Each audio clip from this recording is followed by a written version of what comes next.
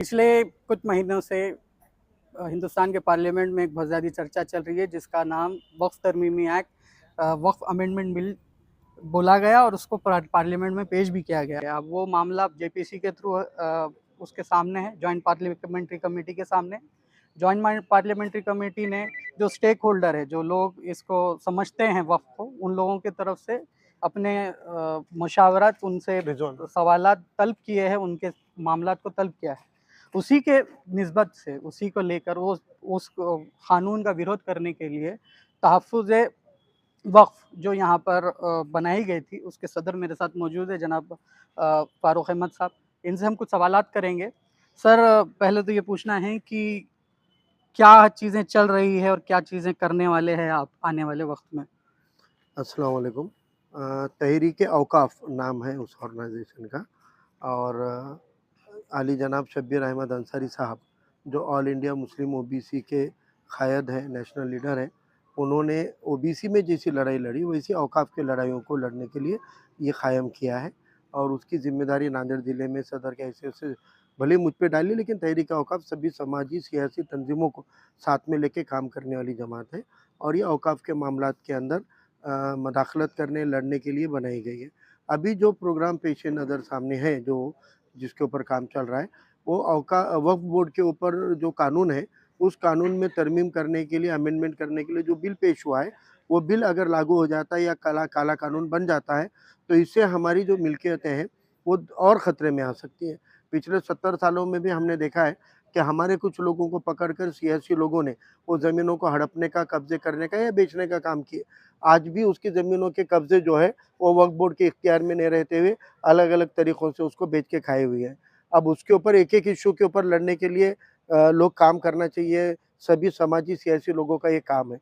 अब सभी समाजी सियासी लोग अपने-अपने पार्टी के एजेंडा पे ये नहीं कर पाते होंगे, तो उन्होंने इनको एक एजेंडा बनाने के लिए तहरीक औकाफ का गठन किया है और कल उसके बेदारी का प्रोग्राम इंशाल्लाह कल बाद नमाज़ ज़ोहर बरोज़ इतवार 8 सितंबर को हैदर गार्डन में रखा गया है। जिन-जिन लोगों को वक़्फ़ क्या है, औकाफ क्या है, हमारी ज़िम्मेदारी क्या है, ये आम मुसलमानों का इश्यू है कि नहीं है, ये सब सवालों के जवाबात जानने के लिए और तहफ़्फ़ुज़ मसाजिद, तहफ़्फ़ुज़ मिल्कियत जो भी है वो करने के लिए कल के प्रोग्राम में इंशाल्लाह मज़ीद जानकारी देने के लिए अली जनाब शब्बीर अहमद अंसारी साहब हो गए, मुस्तफ़ा फ़ारूक साहब जो नेशनल लीडर हैं, वो आके बयान करेंगे और इंशाल्लाह जो आलिम दीन हैं, मुफ्ती खालिद शाकिर साहब हैं, मुफ्ती साद अब्दुल्ला साहब हैं, मौलाना अज़ीम रज़वी साहब हैं, मौलाना यूसुफ़ साहब हैं जो अपने अहले हदीस के, तो ये तमाम मकतब फ़िक्र के आलिम दीन भी खिताब करने वाले, तो दीन की रोशनी में भी और दुनियाई नुक्ते नज़र से भी मज़ीद जानकारी उसमें इंशाल्लाह दी जाएगी।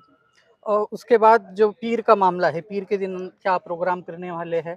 और ये आपने जो लोगों को वाक़फ़ियत होने के लिए जो प्रोग्राम रखा है, उसके अंदर क्या-क्या चीज़ें रहेंगी और पीर के दिन का क्या प्लानिंग है? पीर के दिन जैसे कि अभी पार्लियामेंट के अंदर वो कानून आया और जेपीसी को सौंपा गया, लेकिन हुकूमत जो है वो तो काले कानून लाने के ऊपर धड़ाका लगाई है। आज इंशाल्लाह अपोज़िशन थोड़ा-सा पावरफुल हुआ है, तो वो नुक्ते नज़र से उन्होंने एक कदम पीछे ज़रूर डाला है, लेकिन पूरी तरह से उसको ख़ारिज नहीं किया। इसलिए जमहूरी तरीके से एहतजाज होने चाहिए और आज हम देखते हैं कि माइनॉरिटीज़ के या मुसलमानों के इश्यू पे हम जमहूरी एहतजाज भी करने जाते हैं, तो प्रशासन उसको रोकता है, क्योंकि उनको लगता है कि मुसलमानों का एहतजाज यानी कुछ न कुछ शरारत होगी। इंशाल्लाह ऐसा नहीं है, ये नांदेड़ के अंदर मुस्लिम रिज़र्वेशन का तारीख़ी मोर्चा जितना बड़ा मुस्लिम आरक्षण मोर्चा निकला, उतना बड़ा मोर्चा कोई नहीं निकाल पाए। जितना अच्छा एनआरसी सीए के खिलाफ और जितना लंबा एहतजाज हमने लिया है, नांदेड़ की तारीख़ में लगातार उतने दिन कोई भी पार्टी और कोई भी जमात ने एहतजाज नहीं किया जो हमने किया और अल्हम्दुलिल्लाह पूरे नज़्म-ओ-ज़ब्त के साथ किया है। मुसलमानों के एहतजाज में शरारत नहीं होती है और इंशाल्लाह वो नज़्म-ओ-ज़ब्त पूरे सब मिलके करेंगे। नौजवानों से भी उम्मीद है कि पूरे नज़्म-ओ-ज़ब्त के साथ इंशाल्लाह कल का प्रोग्राम कामयाब करके हम प्रशासन को बताएँगे कि हमारे प्रोग्राम भी कामयाब तरीके से और अमन के साथ में इंशाल्लाह होते हैं। इसमें तमाम मिली समाजी तंज़ीम शामिल है या फिर किसी का कोई विरोध इस चीज़ को लेकर, इस काम को लेकर? नहीं, नहीं, विरोध का सवाल ही नहीं है ना, क्योंकि ये तो जैसे हमारे माइनॉरिटीज़ मुसलमानों का इश्यू है, ऐसे अपने मुल्क का भी इश्यू है। इस मुल्क के अंदर माइनॉरिटीज़ के सभी जो उनका अक़ीदों की, उनके ज़मीनों की, उनके मसाजिदों की, उनकी मिल्कियतों की तहफ़्फ़ुज़ का ज़िम्मा संविधान ने लिया है और संविधान पे अमल करना पार्लियामेंट की ज़िम्मेदारी है। तो मुल्क के कानून की भी कामयाबी है अगर ये एहतजाज कामयाब होता है तो। और हमारे संविधान को जो तहफ़्फ़ुज़ात संविधान ने यहाँ के माइनॉरिटी को दिए, उसमें अमल कराने के लिए गवर्नमेंट को लड़कर एहतजाज करके अगर हम उसको मजबूर करते हैं कि उसमें अमल करें, तो ये जमहूरी तरीके से अच्छा काम है, तो विरोध किसी का नहीं है।